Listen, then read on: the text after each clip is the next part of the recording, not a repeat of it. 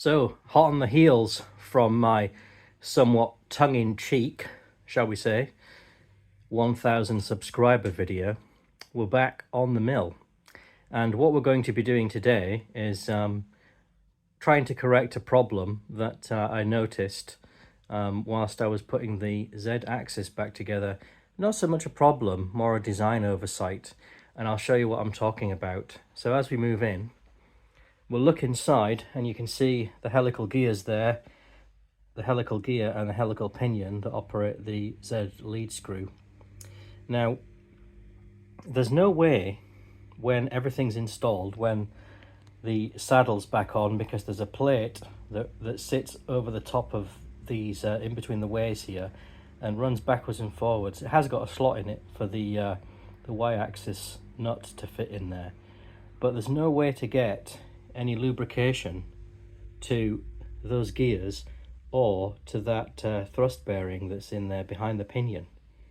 And when I stripped all this down, if you go back and look at the early videos, I'll make a note actually as to which one it is exactly. I discovered that they were absolutely bone dry, apart from a lot of dirt and detritus that had fallen on top of them from years of use. And when I operated the handle, they were very, very stiff. So really, there needs to be some way to lubricate them. Now, if we look at the handle and the trunk, if you like, of the casting, where the shaft runs through to the pinion, we can see we've got a lubrication fitting here, but that runs down inside the bore of the trunk, and it lubricates the brass bushes, or the phosphor bronze bushes that are inside this this cartridge that has those bushes in, that the shaft runs through. And if you're a little bit confused as to what I'm talking about, I'll try and show you the drawing a little later on, and you could always look back at the video where I rebuilt the Z-axis and you'll see what I'm talking about. But this nipple here, this lubrication nipple, feeds into the inside of this cartridge, and it lubricates the two bushes after a fashion. But there's no real way that could get oil through to lubricate that thrust bearing there and also those gears. So it was an oversight really on Harrison's part that they didn't include any means of lubricating those gears when they built the machine. The other lubrication nipple that there is in this system well, it's not fitted yet, but it should be here, and that lubricates the bearing, the plain bearing, where the plain section of the Z-axis lead screw passes through the knee casting, and then above there you've got a thrust bearing and the gear. So there's no way, I mean, that would probably lubricate the thrust bearing that's underneath that gear, but it's not going to lubricate the gears themselves. So we need some way to do that. So I've oh, there's one more thing as well that I want to show you actually, and to do that I need the torch before I talk about how I intend to address this problem. So let me just get the torch working properly. Right, if I shine a light down in there now, you can probably see, if it'll focus, down there, can you see down there? There's the oil that runs off the gears just pools down there in the base of the knee casting. Now eventually, over a period of time, that's going to build up. And I've heard horror stories with these machines where people have stripped them and they've discovered that the inside of the knee is full of coolant and it's rotted out those the gears.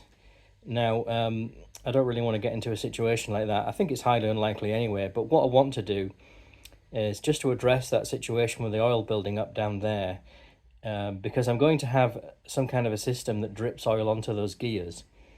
So I need to deal with the excess. So I'm going to put a small drain hole in the base of the knee casting, which will take away that oil and drain it out into the chip pan. So that's what we'll do. So basically what we're talking about here is some kind of lubrication system and a drainage system. Sounds a bit grand for what it's going to be, but yeah, that's what we're calling it. Now I thought about a few ways I could do this.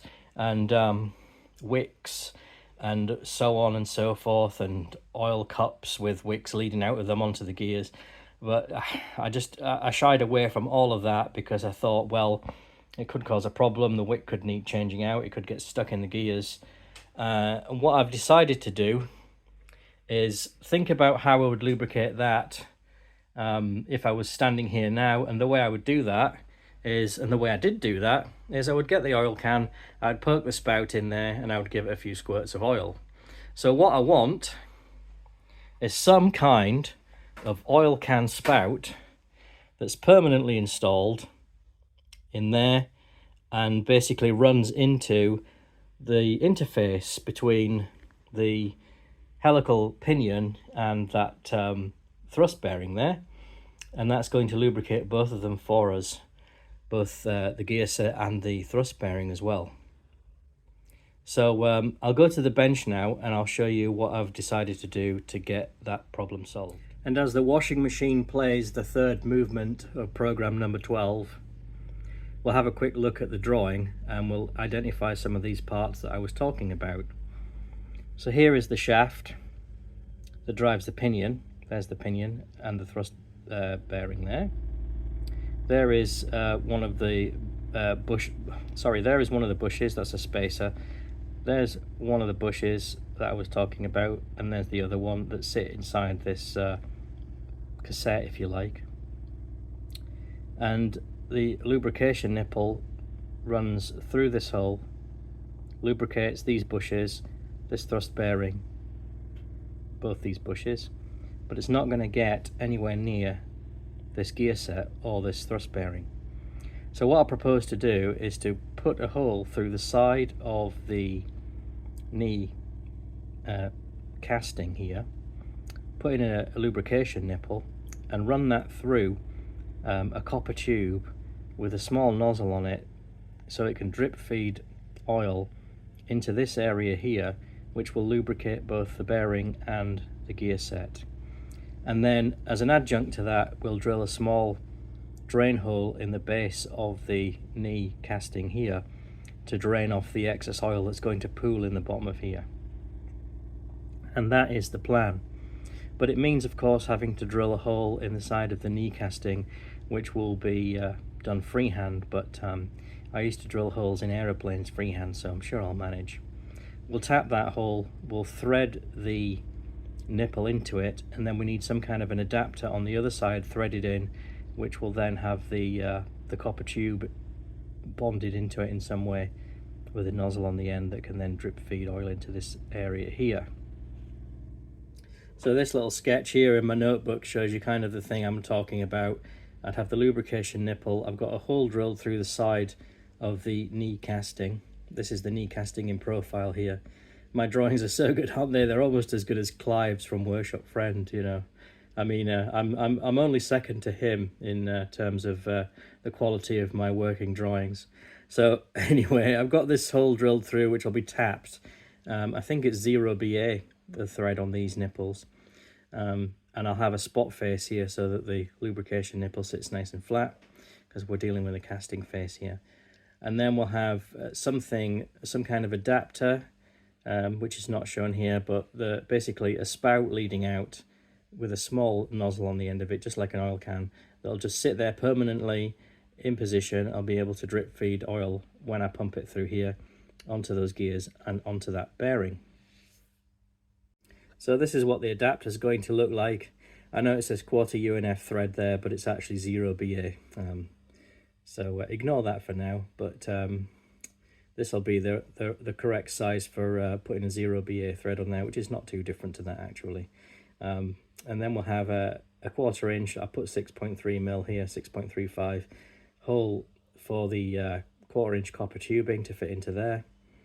And this will screw into the opposite side of the casting on the inside, communicating with the nipple, and then we'll have the copper pipe coming out of here and feeding down onto the gears and the bearing. So here it is, here's the part. Not the most exciting thing ever, but there you are, I've made it now. So it has the 6.35 hole, a 4 mil hole through the center there to communicate the lubricant through into the copper tube. So the copper tube will be in this end, and here's the 0BA thread on the opposite end. So that'll thread onto the inside of the knee casting with a copper tube coming out of it, leading onto the gears, and that'll communicate with the lubrication nipple, this one, which will be on the opposite side. So you can imagine that'll be like that, with the oil passing through the center, straight into here, out of the tube and onto the gears. I could solder the copper tube into there. That would be a perfectly acceptable, in fact a very good way to assemble it. You know, it's going to be in there for a long time, possibly forever. It might never get seen again. Hopefully it doesn't, actually, I have to say. But what I'm going to do is, I don't really have the facility to do that, so what I'm going to use is this stuff here. I'll get it the right way around. Loctite AA307. Now this is variously called construction adhesive or structural adhesive. It's a really strong bond, permanent bond, that's designed for small clearance parts, like the sort of clearances you would have if you were going to solder it or braze it. Solder it, I should say. So we'll use that in conjunction with this stuff here, which is Loctite Activator 7471. And what this does is it acts in conjunction with this. It aids this if the gap is slightly too big or slightly larger than it ought to be within tolerance for using this. And it also makes this go off a bit quicker as well. So we'll use these two together to bond the copper tubing into the end of there. Right then, so we now have obviously the adapter that I made before. I have a piece of suitable copper pipe which I've measured and is the correct length that we need. And that goes nicely into there. So that'll get adhesived into there with the AA307. We're now going to make a nozzle for the other end of this that that'll fit into, and then we can put it all together with a Loctite and see where we go from there.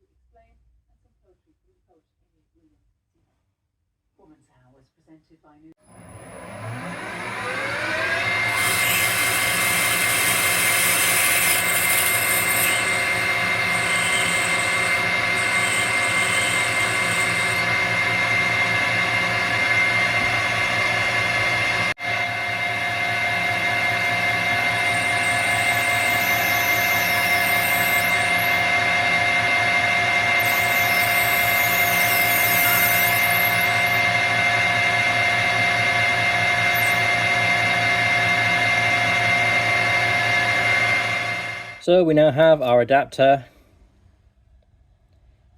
and our spout, which has a 1.5mm hole in the end, and that had one ambition in life, that drill, but unfortunately I managed to stymie its ambitions.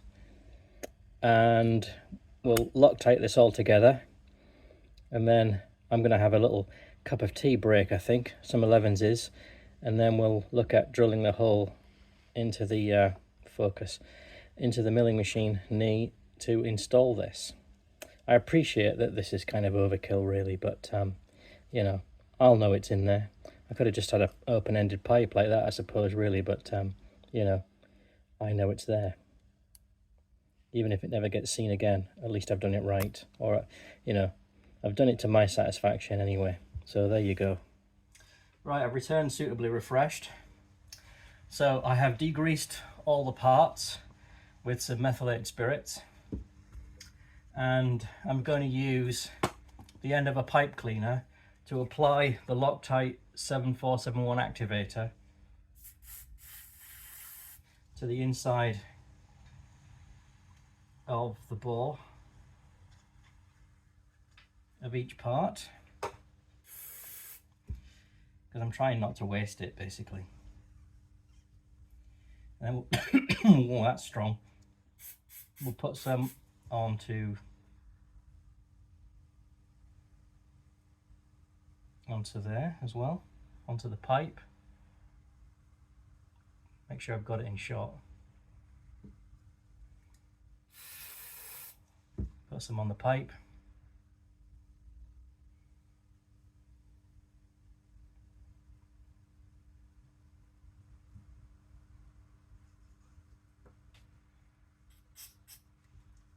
Good bit in there. I think I can just whoa, whoa.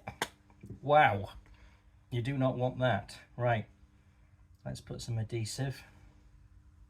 Get it in shot, it always helps, doesn't it? Around there. In she goes.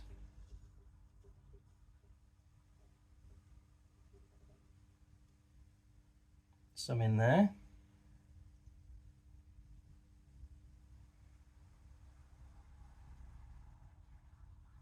Some on the pipe.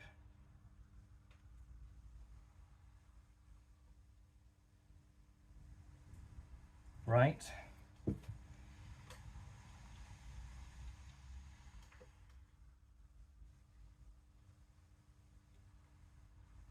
Just use the pipe cleaner there to wipe off the excess. Right, we'll leave that to cure and see how that gets on, and I'll go and have some lunch.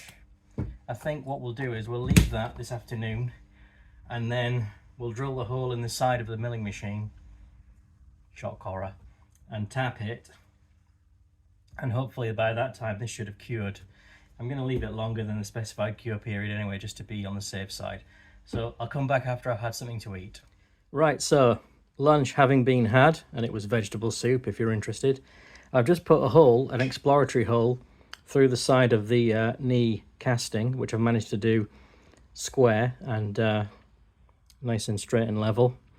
Now, the thickness of this casting is less than I had anticipated, or actually than I had tried to calculate, and I've made a bit of a mistake there. It's only 8.7mm or 8.8mm thick, about 0.35 of an inch, which isn't going to be enough to get this thread here, focus, and the thread for the nipple, the lubrication nipple, in there. So what I'm going to have to do is have a rethink, and what I've decided to do is to take this part and part off that thread then drill a hole in the end, tap that, and then I'll make a piece that looks similar to this with a longer thread on it, with a tapped hole in the end for the nipple that will act as a penetrator that will pass through the hole with a spot face here for it to sit flat. And then on the other side, that thread that passes through, there'll be a female thread in this end, and I'll screw that onto there. So we've got we're going to make a bulkhead, basically a penetrator. So we'll get on with that one.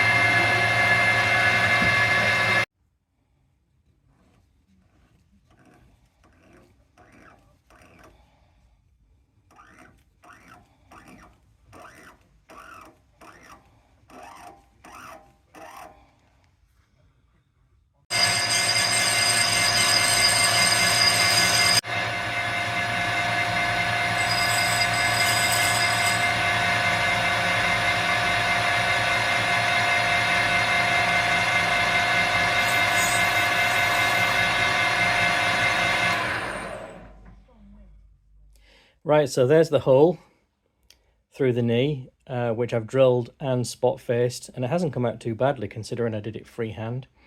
And here are the parts that I made. Now my camera battery went, so I just made this off camera. This is the bulkhead fitting, if you like, or the penetrator. So that's got a thread on there, and then the lubrication nipple is threaded into the end of it. So that passes through the hull and sits in the spot face quite nicely. And then the other bit that we made earlier, which I've now put a curve in it so that it reaches the interface between the two gears, that's threaded in there now. I parted that external male thread off and put a female thread in it. So that'll go inside and screw into this piece. The whole thing's going to be wet assembled with Loctite 574. So we'll do that now, and then we'll give it a go and see if it works. Well, that's it done. It's installed with some Loctite 574, not 577, as I said before, which is the thread sealant Loctite. That's it in. And on the outside, that's what it looks like. There you go. You can see it on its little spot face there. I feel a bit, well, in two minds as to whether I should have put some spanner flats on that brass piece, but I don't really think it's necessary. It's never going to come out again, hopefully, anyway. So that's it done. I can't test it yet because I don't have an oil gun, but it should work. And that's going to put oil just where I want it, which is kind of in the area of the pinion and that thrust bearing down there. So it should lubricate both of them for us. Well, that's the end of another one. Bit of a shorter one for you this time. Should be another one along soon. Thank you very much for watching, and again, thank you very much for subscribing. I really do appreciate it. I know I say that every time, but I do sincerely mean it. So thank you, and I'll see you all again soon.